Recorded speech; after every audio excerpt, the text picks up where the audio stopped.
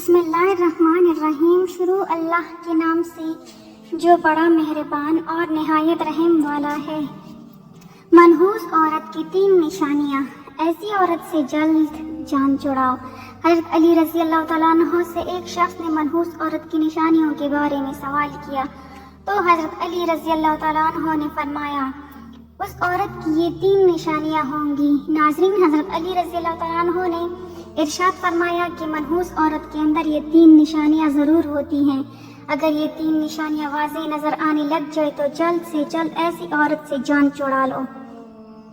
ناظرین، انسانی معاشرہ مرد اور عورت کے وجود سے تشکیل پاتا ہے. کسی بھی معاشرے کی ترقی اور بہتری صرف مرد حضرات کی وجہ سے نہیں ہوتی بلکہ عورت بھی بحیثیت ایک فرد نہایت اہم کردار سر انجام دیتی ہے.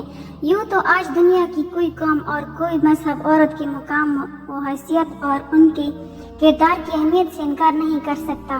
اس لیے اسلام نے جس طرح سے عورتوں کے مقام و مرتبے کو انسانی معاشرے میں بلند کیا ہے اور عورت کے کردار کو مذہبی، اخلاقی، معاشرتی اور سماجی ہر اعتبار سے اہمیت دی، اس کی کوئی بھی مثال کسی بھی معاشرے میں دکھائی نہیں دیتی.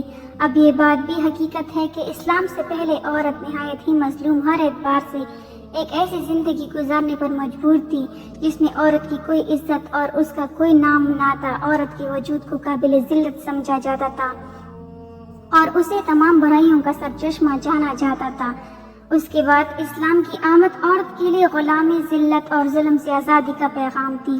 اسلام نے ان تمام رسم و رواج کو مکمل طور پر ختم کر دیا جو عورت کے انسانی وقار کے خلاف تھی اور عورت کو وہ حقوق عطا کیے جس سے معاشرے میں وہ عزت و احترام کی مستحق ہوئی جس کے مستحق مرد ہیں. محترم ناظرین، اسلامی تعلیمات کے لحاظ سے عورت کا تو پہلا روپ ہی اس دنیا میں رحمت ہے.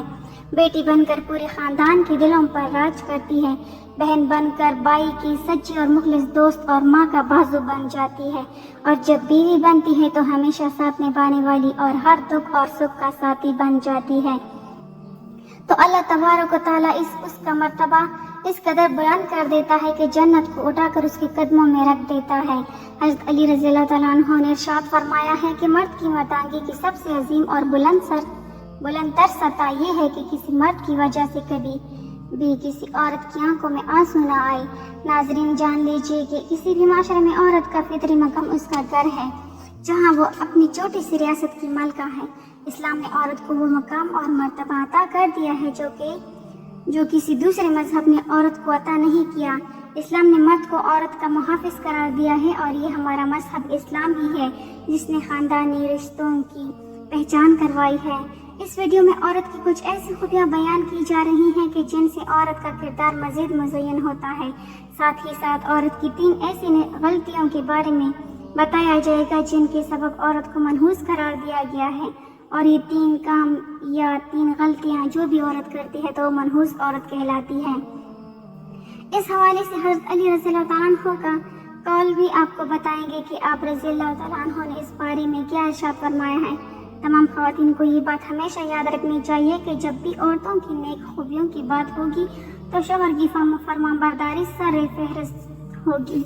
قرآن پاک میں اللہ تعالیٰ ارشاد فرماتے ہیں کہ نیک عورتیں وہ ہیں جو فرمان بردار ہیں اور خاوند کی غیر موجودگی میں اپنے مال و آبرو کی حفاظت کرنے والی ہیں. ایک مرتبہ حضور نبی کریم صلی اللہ علیہ وسلم سے پوچھا گیا کہ بہترین عورت کون سی ہے تو آپ صلی اللہ علیہ وسلم نے ارشاد فرمایا کہ وہ عورت کی جب اس کا خاوند اس کی طرف دیکھے تو یہ اسے خوش کر دے اور جب شوہر اسے کوئی حکم دے تو یہ اس کی اطاعت کرے اور اپنے جان و مال میں اپنے شوہر کا ناپسندیدہ کام بالکل نہ کرے اور اس کی مخالفت نہ کرے. عورت کی محبت اور اس کی اطاعت میں سب سے زیادہ حقدار اس کا شوہر ہے. اس کا اندازہ اس بات سے بخوبی لگایا جا سکتا ہے کہ نماز عبادت کی نہایت اعلیٰ قسم ہے اور سجدہ اس کی چوٹی ہے.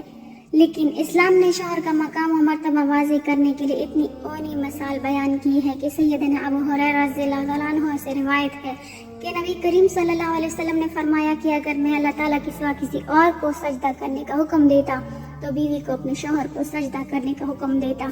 پھر آپ صلی اللہ علیہ وسلم نے ارشاد فرمایا اس ذات کی قسم جس کے قبضے میں محمد صلی اللہ علیہ وسلم کی جان ہے. اور عورت اپنے رب کا حق ادا نہیں کر سکتی جب تک وہ اپنے شوہر کا پورا حق ادا نہ کرے، حتیٰ کہ اگر اس کا شوہر اسے بلائے اور وہ سواری پر ہو تب بھی اپنے آپ کو نہ روکے۔ حدیث مبارکہ میں ہے کہ جس شوہر کو اپنی بیوی سے تکلیف پہنچتی ہے، جنت کی حوریں اسے بد دعا دیتی ہیں۔ نیک عورت کی ایک خوبی 70 حاجات کی مکمل پابندی کرنا بھی ہے۔ مسلمان عورت کے لیے پردہ کرنا اسلام کی خصوصیات میں سے ایک ہے۔ پردے میں مسلمان عورت کی عزت و وقار کی حفاظت ہے، پر وہ ایک رحمت ہے۔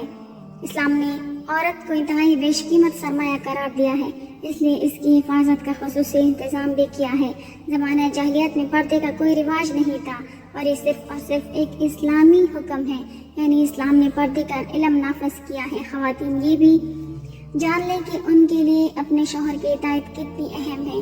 قرآن و حدیث میں اس کی تاکید اس طرح سے آئی ہے کہ جو کام بھی کرو اس میں اپنے شوہر کی اجازت حاصل کرو۔ اس سلسلے میں چند احادیث یہاں پیش کی جا رہی ہیں۔ نبی کریم صلی اللہ علیہ وسلم نے ارشاد فرمایا کہ کوئی عورت اپنے شوہر کی موجودگی میں اس کی اجازت کے بغیر نفل روزہ نہ رکھے۔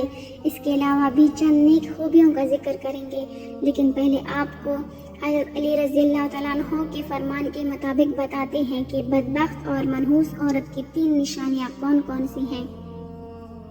کہا جاتا ہے کہ ایک مرتبہ ایک شخص حضرت علی رضی اللہ تعالیٰ عنہ کے پاس آیا اور عرض کرنے لگا کہ یا علی، وہ کون سی عورت ہے جو گھر کے لیے منحوس ہوتی ہے؟ تو حضرت علی رضی اللہ تعالیٰ عنہ نے فرمایا، اے اللہ کے بندے، اللہ تعالیٰ نے کسی بھی انسان کو منحوس پیدا نہیں فرمایا، مگر افسوس کہ یہ انسان کے اعمال ہی ہوتے ہیں جو انسان کو زندگی کی پریشانیوں میں دھکیل دیتے ہیں۔ تو یہ شخص حضرت علی رضی اللہ تعالیٰ عنہ سے پوچھنے لگا کہ یا علی، وہ کون سے کام ہیں؟ تو حضرت علی رضی اللہ تعالیٰ عنہ نے ارشاد فرمایا، گھر کے لیے وہ عورت پریشانی کا سبب بنتی ہے جس کے رگ رگ میں یہ 3 عیب پائے جاتے ہیں۔ پہلا یہ کہ وہ اپنے گھر والوں کی غیبت کرتی ہو اور ادھر کی بات ادھر پہنچاتی ہو، جبکہ دوسرا یہ کہ وہ بار بار جھوٹ بولتی ہو۔ تیسرا عیب جو کسی عورت کو منحوس بنا دیتا ہے، نبی کریم صلی اللہ علیہ وسلم کے فرمان کے مطابق جو عورت اپنے شوہر کے بلانے پر اس کے پاس نہ جاتی ہو تو فرشتے آسمان پر ایسی عورت پر لعنت بھیجتے ہیں، اور ایسی عورت گھر کے امن و چین اور سکون کے لیے منحوس ثابت ہوتی ہے۔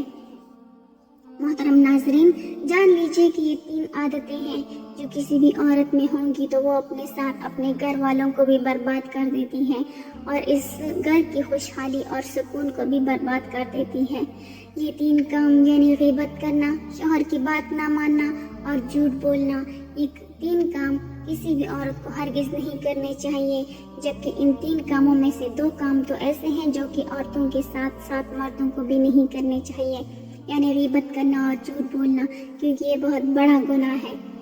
عورت کے لیے یہ بھی حکم ہے کہ وہ اپنے شوہر کی اجازت کے بغیر کسی کو بھی اپنے گھر میں داخل نہ ہونے دے، جیسا کہ نبی کریم صلی اللہ علیہ وسلم کا ارشاد ہے کہ جب بھی کوئی مرد کسی اجنبی عورت کے ساتھ خلوت میں ہوتا ہے تو ان میں تیسرا شیطان ہوتا ہے، اس لیے عورت کو چاہیے کہ وہ کسی مرد کو اجازت نہ دے کہ اس کے شوہر کی غیر موجودگی میں گھر کے اندر داخل ہو، اور اسی طرح سے ایک مسلمان مرد کو بھی چاہیے کہ کسی اجنبی اور غیر محرم عورت کے پاس اس کے شوہر کی غیر موجودگی میں نہ جائے، جیسا کہ نبی کریم صلی اللہ علیہ وسلم کا ارشاد ہے، کوئی مرد کسی غیر محرم عورت کے ساتھ بغیر محرم کے تنہائی میں نہ ہو۔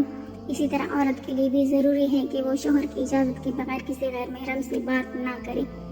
اس سلسلے میں ارشاد باری تعالیٰ ہے کہ اے ازواج مطہرات، تم دیگر عورتوں کی طرح نہیں ہو، اگر تمہیں خوف ہے بس تم اپنی آواز میں لچک پیدا نہ کرو کہ جس سے مریض دل انسان اپنے دل میں لالچ پیدا کر بیٹھے، اور تم بلی اور درست بات کرو۔ معلوم ہوا کہ عورت کی آواز میں بھی پردہ ہے اور وہ ان شرائط کے ساتھ اجنبی مرد سے بات کر سکتی ہے۔ نمبر 1، آواز میں لچک، شیرینی اور مٹاس نہ ہو۔ نمبر 2، صرف ضرورت کے وقت بات کریں۔ نمبر 3، پردے میں رہ کر بات کریں۔ دعا ہے کہ اللہ تعالیٰ ہمیں دین اسلام کو درست طریقے سے سمجھنے اور اس پر عمل کرنے کی توفیق عطا فرمائے اور ہمیں برے اعمال سے محفوظ فرمائے، آمین یا رب العالمین۔ ناظرین، کمنٹ باکس میں اللہ تعالیٰ کے 99 ناموں میں سے ایک نام ضرور ٹائپ کریں۔